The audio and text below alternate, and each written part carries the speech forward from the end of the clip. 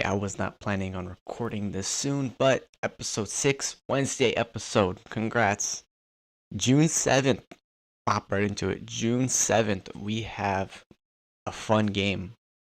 The Baltimore Lightning are playing the Michigan Bills.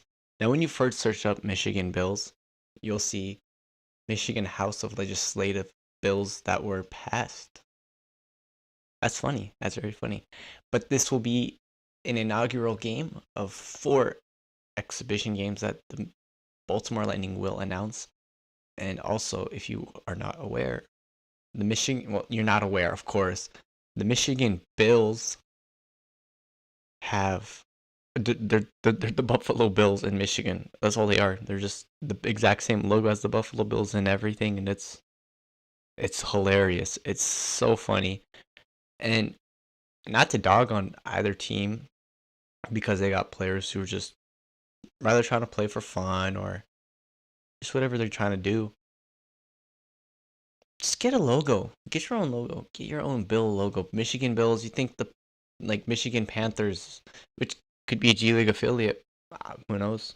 They could strike a deal. They probably try to join the IFA and thumbs down. I could see that as a pretty big possibility. But episode 6 took a minute and a half to get here. Now we got that out of the way. We're going to discuss maybe a little bit more the Baltimore Lightning team and players they're supposed to have on camp. And the talented players have actually been getting signed places. We might have almost talked about in one episode, but I scratched it. But we got some Baltimore Lightning, no Michigan Bills today. Stevie Johnson signed with the San Diego Strike Force. And interesting. TJ Edwards, Tulsa. Pretty cool. Running backs in the UFL. And without further ado, we're just going to hop right into it. Another defensive back joins the IFA scene as defensive back Darian Voss signed with the Dallas Pioneros. He also plays collegiate ball at Wyoming with defensive back Isaias Gandy, or as well, I don't know if played with. Also, another FCF guy added, Thierry Jones, quarterback, signed by the Dallas Pioneros. I'm assuming is their camp sign or camp invite to the team. And the man, the myth, the legend, another episode where we mention him, Justin Art, played at Texas Wesleyan, bounced around a few NFL teams, had tryouts, had UFL interest, and now he is in the IFA. Apparently he wasn't good, but that's not me saying it. So that's the Dallas players who are in there. Nothing else going around the league right now at this second. We should hear something in the next couple of days with Ohio and some more draft stuff coming out very soon. So January 7th around 9 a.m. Central Time, some news broke out, and this is... I wasn't planning on recording at all. There was no intent to record an episode today, but this broke out, and I was like, I need to talk about this. People need to know. Former Bills wide receiver Stevie Johnson has now has signed with the San Diego Strike Force in the the Indoor Football League. What makes this interesting is he's 38 years old and hasn't played football since 2013. No, not 2013. Since 2014, he's been out of the NFL. He played with the Bills, 49ers, and Chargers. He made the league put this out. He made his mark in the NFL as a standout wide receiver for the Buffalo Bills, becoming the first player in franchise history to record 3 1,000-yard seasons from 2010 to 2012. Known for his precise route running and playmaking ability, he was a consistent offensive force and a reliable target. Now they're saying that he's playing with the team. There's something about a podcast. I saw that, and something that he's pushing and saying, yeah, this might happen. This guy is 38. He's 2 years away from 40. And he's going to play in the Indoor Football League as a receiver. Not even that, they have 17 games in the regular season. He hasn't played football in nearly 10 years. Now he has football in, the Chargers with the 49ers, not just Buffalo. and he had an incredible stretch playing with Ryan Fitzpatrick and all that. Also, once pulled his shirt up to point out a message. That was pretty cool. He said, "I'm always open," and I was like, "Bro." I was actually like 13 years old. Not 13. I was like 10 years old watching that. And now he's probably playing the IFL. Now he's even 10 years old. Like 9, 8 years old. I knew exactly who he was. I'm shocked. Now, we know T.O. at like 50 years old. Terrell Owens played in the FCF. With all the killers in the FCF. We know Terrell Owens played there. What's going on? What's going on with Stevie Johnson? I have no words. I have no clue. He could play. We know he could play, but he's 38 years old. Maybe he's just trying to bring like people into the IFL. I don't know. Now, deal San Diego also like perennial players, perennial talent. They pay a lot. Massachusetts pays a lot. Mention them again. Boom. But I thought that was very interesting. I'm pretty sure the whole world thought that's interesting. Anyone who watched football before 2007 knows that's very interesting. But I'd hell with it. First time I say this, drop a comment what you think about that. That's first time I'm ever gonna say that. Drop a comment what you think about Stevie Johnson. Next, before we get to the running backs, quarterback TJ Edwards has signed with the Tulsa Oilers, now turning the Tulsa Oilers to the Tulsa Fighters. They probably might bring Eli Mack back in for camp. That'd be pretty cool. That's probably gonna happen, considering he had, Fighters coach in Tulsa, Fighters quarterback in Tulsa. Probably gonna see receiver in Tulsa. Probably see like Lionel McConnell come into Tulsa as well. So you should be on the lookout for that. But other than that, that's all the indoor news until Friday on Spotify. Yep, previewing it. We're gonna have an indoor IFL QB episode where we preview the quarterbacks, and then just build onto that. We're gonna be previewing AFL, maybe AF1 quarterbacks on Friday on Spotify only. So be on the lookout for that. A little bit of a rapid fire coming at you from the UFL side. Birmingham Stallions signed defensive end DJ Coleman and released defensive end DeMarcus Mitchell to make to even everything out. St. Louis Battlehawks signed former Pittsburgh linebacker Johnny Petterish, where he even then stated right after that, every failure is an accomplishment by a seed of success. Just keep on going. The era continues. So happy to see that he's going to play lights out, especially considering the rotation they put in for linebackers. It's hard to fail. Deontay Burnett re-signs after spending some time with the Dallas Cowboys. Yes, even veteran receivers can make it back to the NFL from the UFL or XFL. Luis Perez officially re-signs. Greedy Williams, struggling with some injuries in Cleveland. Now he's a Brahma, joining former Brown Kellen Mond. Kellen Mond is, of course, the quarterback. I covered quarterbacks in the last episode, so except for the Stallions, because the Stallions are, not to say the Stallions, but Alex Magoo's probably going to be the starter. There will be a competition, but you probably can figure where that's going to go. Memphis Showboats sign running back Jacob Kadobi. I like that one. And is there a consideration to trade Matt Corral per Michael DeNegro? Thank you for your page, because it keeps everybody intact. And no, probably not. Although every team, all 7 other teams would probably want to have him. But Michael Joseph, defensive back for the DC Defenders, has announced his retirement from football.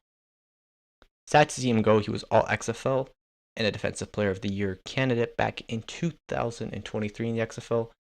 Nearly spent some time, I'm saying nearly because he was this close. There's interest. Nearly spent time in the NFL after the XFL, but comes back to the UFL. Doesn't go anywhere. But everybody's been waiting for is now here. Let's talk some UFL running backs. Okay. So, before we start this, there are a few running backs who aren't returning, and these are staplehood in the spring football. Like in the spring football landscape, these are staplehood of running backs. So we're gonna start off with Houston. They're bringing in Morgan Ellison, and if you're unfamiliar, Morgan Juice Ellison, he had the juice in this with Seattle and the Sea Dragons. Struggled with fumbles for like some part. But that's not really like on him. Entirely. Few injuries. Sea Dragons let him go. Signs with the Renegades. Renegades let him go. Signed with the Brahmas last year. Now finds his way onto Houston's roster, hoping to make a push somewhere. Running back / wide receiver Kirk Merritt, if you've seen last year, was making an impact till he got injured, which is just too sad. Running back TJ Pleasure, running back TJ Pledger entering his third season with the team. I believe he was like at the late end of 2022. So it's third or fourth season, but he knows this team well, and he's someone who's familiar with the team. Running back Zaquandre White, who spent time with the DC Defenders last year, is coming back to. Oh, entire is coming back.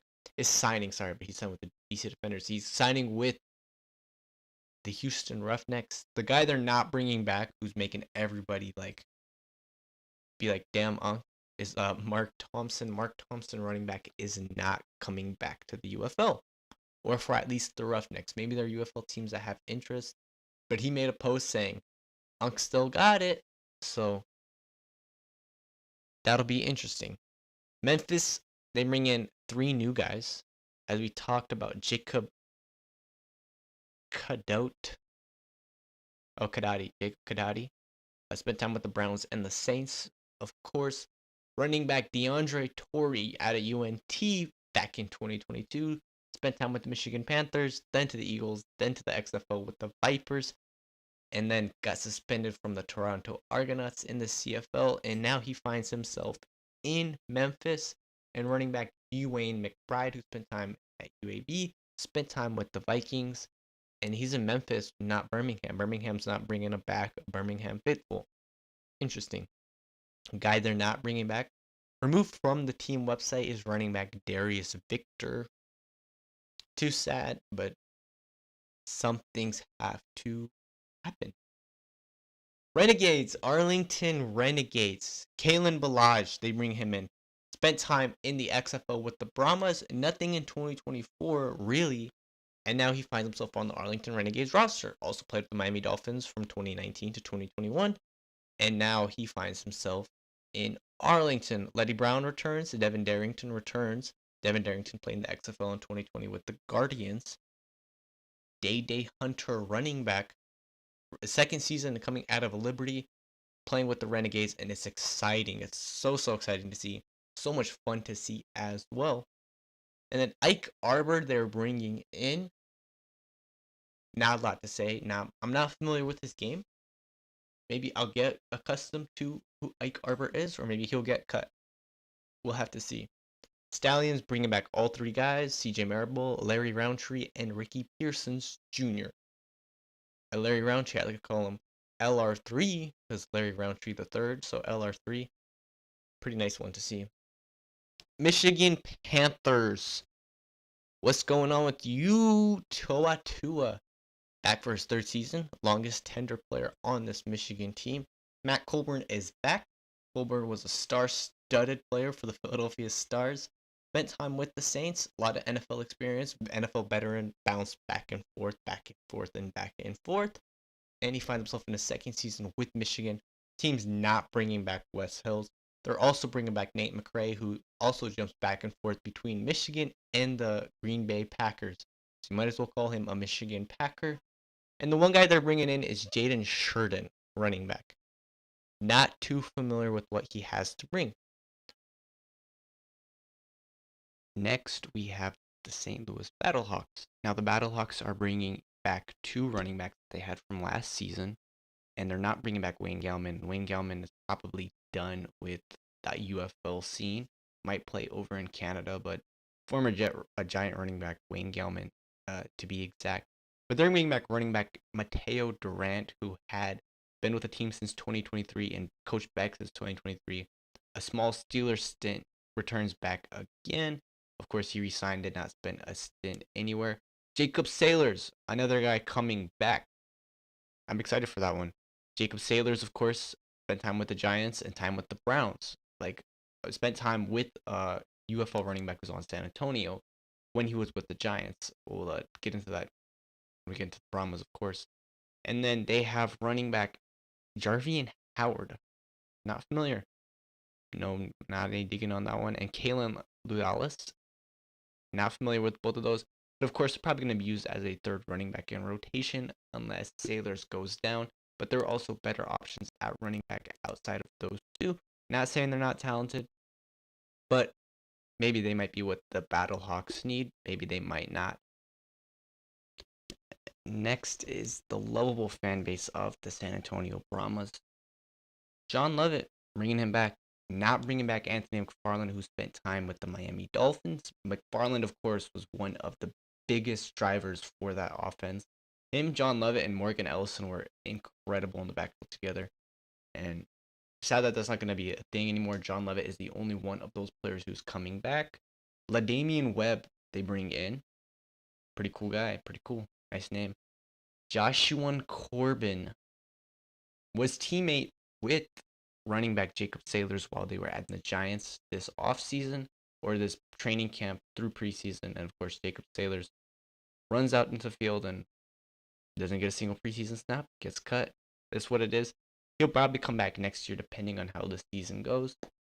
And finally, Hassan Hall, former Tennessee Titan, spent a lot of Titans time and just couldn't find an impact in that running back room considering it just wasn't needed there. So now he's found himself out in San Antonio. And finally, the final running back room is the DC Defenders. This is controversial in my opinion, but they got 4 running backs, and they got 3 very talented outside of Darius Higgins. But they're keeping Darius Higgins over some of these guys, and they're bringing in Trenton Cannon. Trenton Cannon spent time with the Jets, spent time with a couple other NFL teams.